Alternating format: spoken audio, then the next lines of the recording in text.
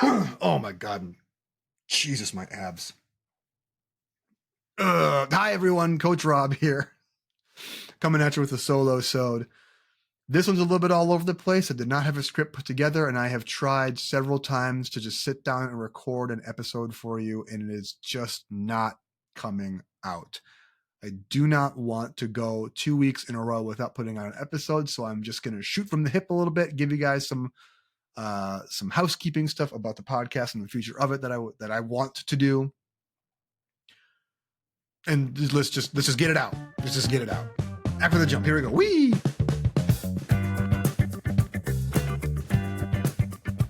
Welcome back to the RF Fitness Podcast, brought to you by therffitness.net. Why do I always do that? Your source for online coaching built for and by basic grown-ups just like you, who are on the quest for health and strength in everyday life. I'm your host, Rob Finlayson, certified older brother fitness coach and ranter with no banter and really no plan at all here, guys. Like I said, I just haven't had the juice for putting out a good episode by myself. I was so fired up about the Fitness as Rebellion show that I put on a month or two ago. Like I said before in a previous episode, that episode is very important to me personally. I've been kind of chasing that dragon ever since. I haven't been able to I have other ideas. I haven't really been able to put to script in a way that flows and feels and sounds right to me yet. But along those lines, I do want to bring up that we are very close to having a year of the RF Fitness Podcast. Around Mo's I think on Mo's birthday last year, I sat down on the couch with Rachel and recorded on my phone the first episode of this show. And things have changed a lot since then. Believe it or not, many things can happen in a year. Rachel's goals have changed. The situation has changed. She is taking, every other week on and off with the show. And that's cool and fine. We honor that. Her priorities have shifted, and the show was about her journey and continues to be in support of that. So even though she's not here every single week and we're not talking about, the weight loss journey, whatever anymore, we still love you, Rachel. And we look forward to having you on the show for those episodes. For the episodes in between, the solo-sode, Robisodes, ranter with no banter episodes, I have a whole menu of topics that I really want to get to. I made a chart, you guys. I made a spreadsheet. That's how fucking serious I'm about this. I did one on purpose. Mostly it's topics related to fitness, related to mental health. Couple of guests and gimmicks in my mind here. One thing that I really want to be intentional about in the second year of RF Fitness Podcast is having a multitude of voices on. Because who can stand to just listen to me for so much uninterrupted time?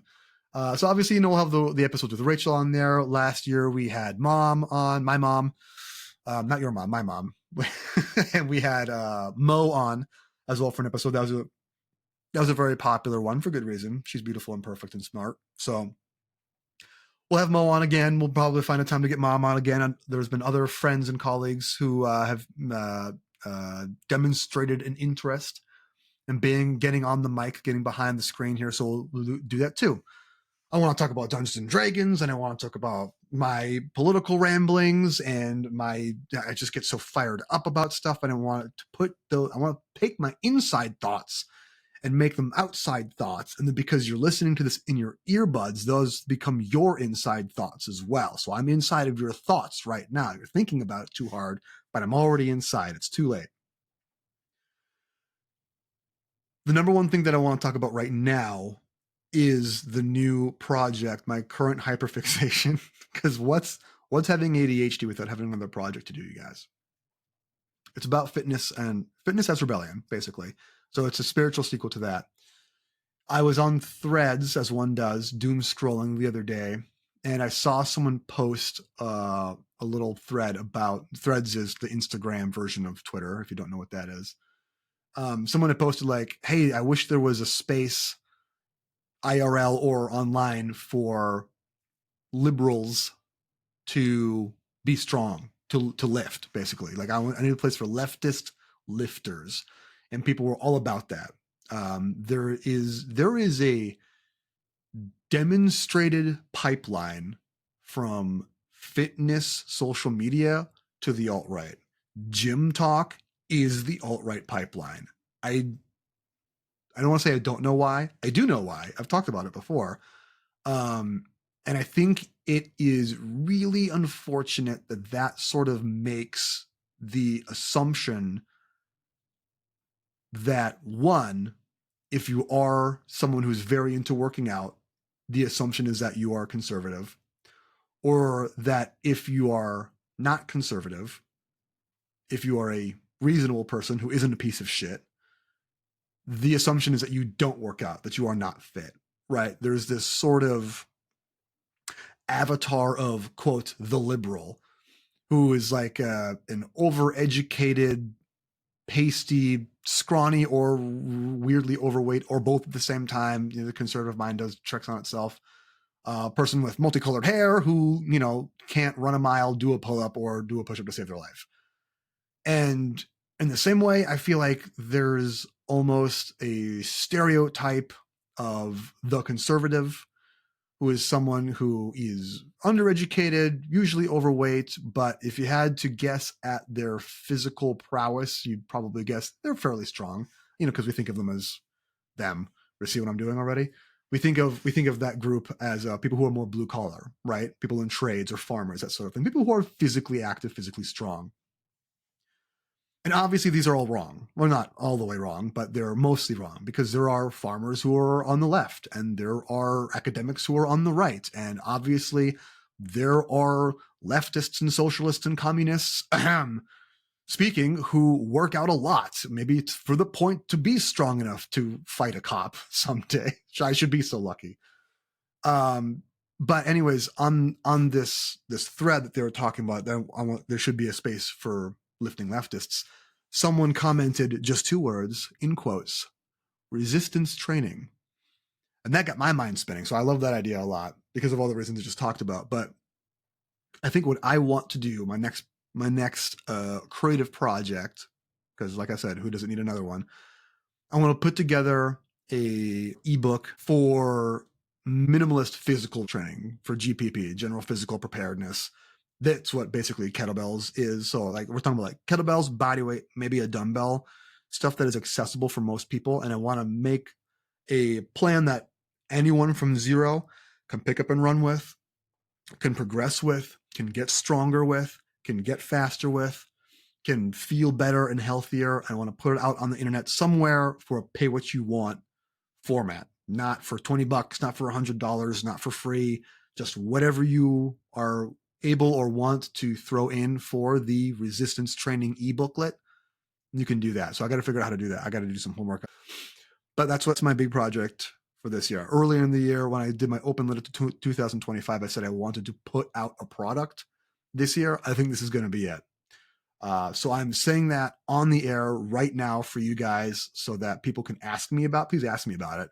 Cause it forces me to think about it. You know, I've got other stuff. I've got other pies in the oven. That's not the saying. Fingers in pies. That's gross. Who does that? I've got many forks and many spaghettis, including the stuff at work and my own personal projects and the Dungeons and Dragons crash course that we're working on for the city of Robbinsdale is getting signups right now. So that's really, really, really exciting. So that's where a lot of my creative juices are going right now. Obviously, like I said, I'm having trouble sort of finding juice to script things for this show, but I'm not going to give up. That's the thing. I harp so much about the importance of frequency and consistency, and I need to demonstrate that as well. I have to walk the walk since I talk the talk. I was just talking about this with a client the other day.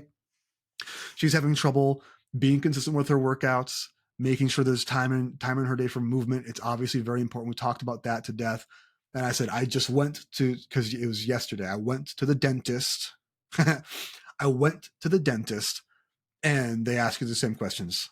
Are you flossing? Not really. Okay, yeah.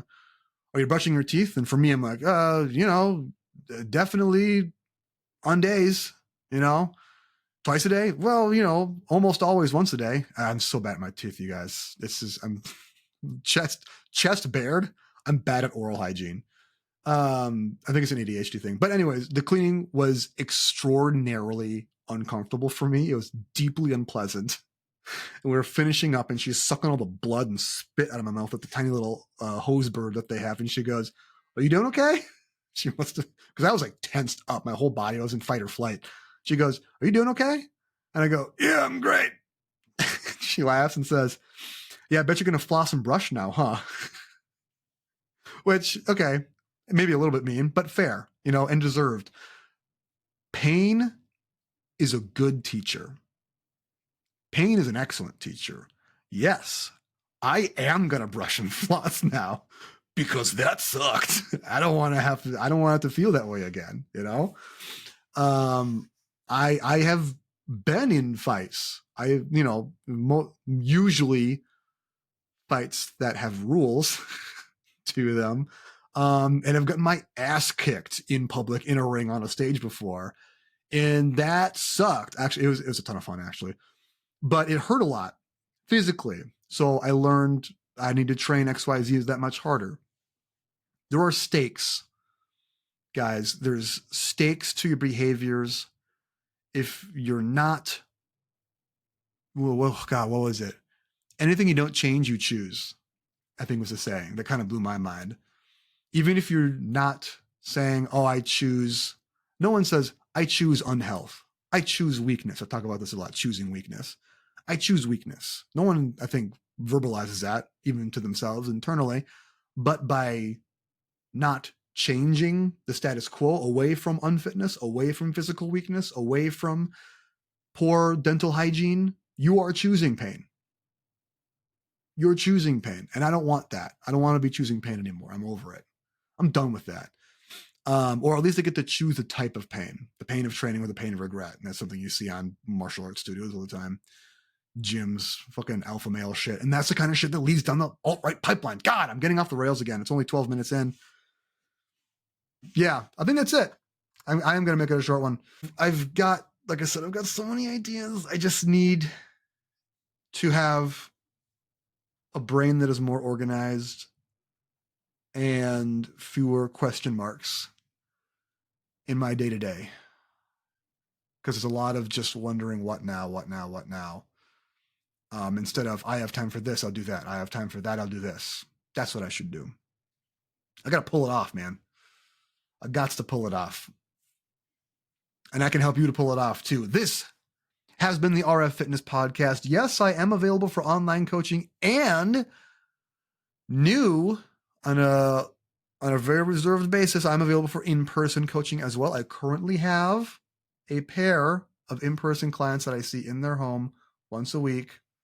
It's a couple, so I can do two at once, you guys. There's options. Reach out. Let me know. If you want to know what's right for you or what other options you have, you can go to rffitness.net. That's rffitness.net, and then scroll all the way to the bottom of the page to see the kinds of coaching I offer, to see what works for you. If you are curious, you want to move forward, you can do the client application, and be sure to hit join the party at the bottom of the page to jump into our community Discord server for free. The theme music is Funk AF by Everett Ullman and is distributed by YouTube Studios. Thanks for listening, guys. And as always, keep questing.